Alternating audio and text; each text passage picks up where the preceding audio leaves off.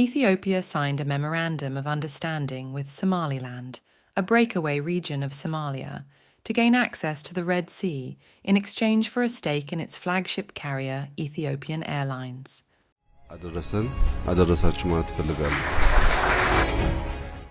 Detailed negotiations to reach a formal agreement will be concluded in a month, said Redwan Hussein, National Security Advisor to Prime Minister Abiy Ahmed.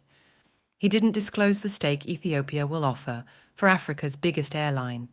The MOU will enable Ethiopia to access the Red Sea from Somaliland to use as a military base and for commercial purposes for 50 years, Hussein said at a briefing on Monday in the capital Addis Ababa.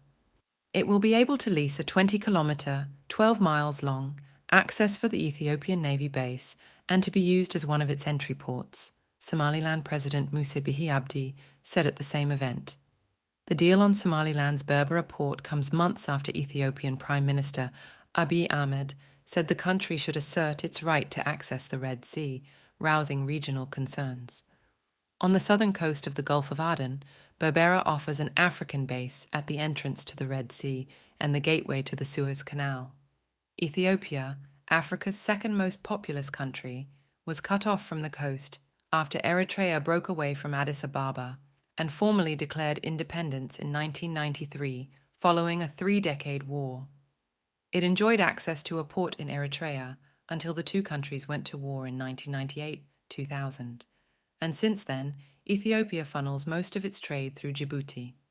The agreement shall pave the way to realize the aspiration of Ethiopia to secure access to the sea and diversify its access to seaport, the office said in a statement posted on X, formerly Twitter.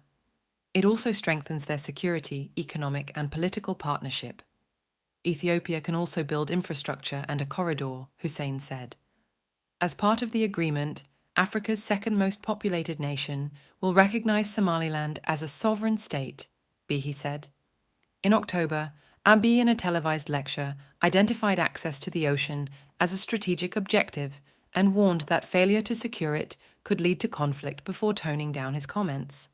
But he sought to alleviate the fears and vowed in November not to invade any neighboring country while insisting his government would not abandon its demand for port access. Ethiopia's economy has been constrained by its lack of access to the Red Sea, a narrow strip of water between Africa and the Arabian Peninsula.